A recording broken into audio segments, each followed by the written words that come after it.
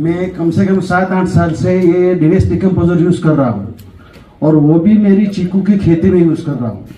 सबसे पहले मेरी चीकू खेती में प्रॉब्लम ऐसा था कि ये झाड़ जो है, पेड़ जो है, वो सूख जाते थे। उसको फंगीसाइड का इतना यूज़ किया, इतनी ट्रीटमेंट की, फिर कोई रिजल्ट नहीं मिला। तभी ये उदय भाई के पास से मैंने वेस्ट डिकम्पोजर लिया, और वेस्ट डिकम्पोजर लेके उसको मैंने यूज़ करना शुरू किया। पहले जैसे मेरे कम से कम 5 से 7 झाड़ के अंदर ही मैंने 15-15 दिन के अंदर डालना शुरू किया। फिर बाद में पूरे खेत में डालना शुरू किया, तो मेरे पूरे के पूरे पेड़ एकदम चेंज हो गए, जमीन चेंज हो गई, उसका प्रोडक्शन में भी फर्क हो गया, और उसकी लाइफ भी एकदम बड़ी हुई है। अभी कोई भी पेड़ मरने का या सूखने का कोई प्रॉब्लम नहीं है। चीकू की साइज के अंदर भी फर्क है, और जैसे टेम्परेचर डिफरेंस के अंदर जो चीकू अपने पक जाते हैं, उसके अंदर भी प्रॉब्लम सॉल्व हुआ है। जैसे हमारे यहाँ 20 दिन के अंदर चीकू तैयार होते हैं, अगर आप उसके अंदर ट्रीटमेंट करके लेंगे तो कम से कम 30-35 दिन तक उसको ऊपर रख सकते हैं। ये एक्सपीरियंस मेरा किया हुआ है। चलिए, अभी बताइए कि आपके सॉइल में केचुए पैदा हुए कि नहीं? बहुत केचुए पैदा हुए। पहले जैसे मैं कल्पेश भाई ने बताया कि 75 हॉर्स पावर का ट्रैक्टर यूज करता था, मैं कम कर यूज करता हूँ, लेकिन जो भी लगाने आते हैं वो बोलते हैं कि इसके अंदर तो सीधा नीचे सेटिंग करना ही पड़ता है, पूरी कल्टीवेशन या तो रोटरी अंदर ही चली जाती है। मतलब जमीन आपकी 3 फीट तक 4 फीट तक पूरी मुलायम हो गई। ऑर्गेनिक कार्बन का भी टेस्ट कराया? नहीं, अभी कुछ नहीं करवाया। कुछ नहीं कराया? नहीं। और लेकिन पहले में अब में फर्क आपको दिखाई दे रहा है? हाँ, नेचुरल पेड़ के अंदर जो है जी वो काफी फर्क है। और वो जो मेरा फार्म है उसके अंदर क्या ना कि पूरा मानसून में वाटर लॉगिंग रहता है जी। पानी निकलने का कोई जगह रास्ता नहीं है, और रहने दिया है। और बरसात की सीजन में जब भी पानी भरता है उसके अंदर वो WDC पास कर देता हूँ, कम से कम 2-3 हजार लीटर में महीने पास कर देता हूँ।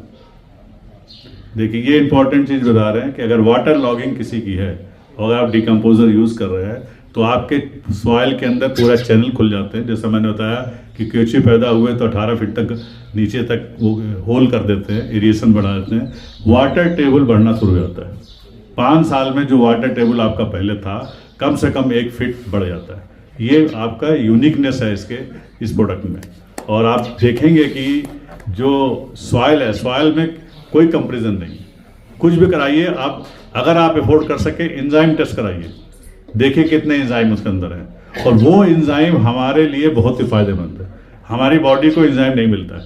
अब केचुए का क्या है कि चाइनीज़ है केचुए खा लेते हैं, जापानीज़ है केचुए खाते हैं, प्रोटीन की वजह से खाते हैं, हमारे जो है कुछ बर्ड्स हैं वो भी खाती हैं, लेकिन हम लोग यहाँ हिंदू केचुआ नहीं खाता, ना ही केचुए लेते। लेकिन केचुए में जब आपके ज़मीन में आ गए, केचुए मर गए, मरने के बाद उसके एंजाइम ज़मीन में पड़ा हुआ है, आपने प्लांट लगाया और प्लांट के जरिए आपके फ्रूट में आ गया, फ्रूट के जरिए आपके खाने में आ गया। तो जब वो खाना जब खाएंगे तो आपके अंदर जो नर्वस सिस्टम है उसमें चेंजेस होगा। ये खासियत है आपके केचुओं की, प्रोटीन की, केचुओं के एंजाइम्स की, जो कि आपको नहीं मिलता है। और ये आप नेचुरल वे में ज़मीन से ले रहे हैं। तो केचुए, जो कुछ लोग घबराते हैं केचुए ज़्यादा हो गए तो इसमें हमारे पिग आ गए, वो खाना शुरू कर दिए, ये बात सही है, लेकिन केचुए बहुत ही ज़्यादा फायदेमंद है। और पुराने ज़माने में केचुए पे ही सब कुछ खेती हो जाया करती थी। Thank you.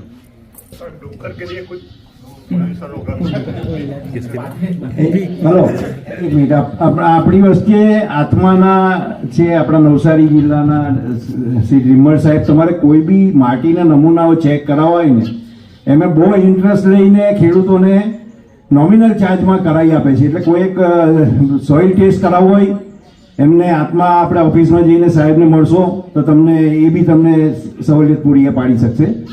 બસ એ ભાઈ તમે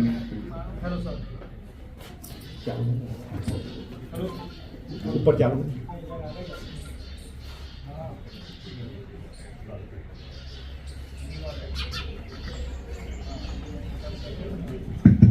હેલો, મારી ડ્રેગન ફ્રૂટને કેળા પપૈયાની ખેતી છે. એમાં શાકભાજીમાંથી યુઝ કરું છું. હવે આને આમાં કેવી રીતે યુઝ કરવું? વાયરસનો પ્રોબ્લેમ વધારે રહે પપૈયામાં. ડ્રેગન ફ્રૂટ, પપૈયા અને કેળા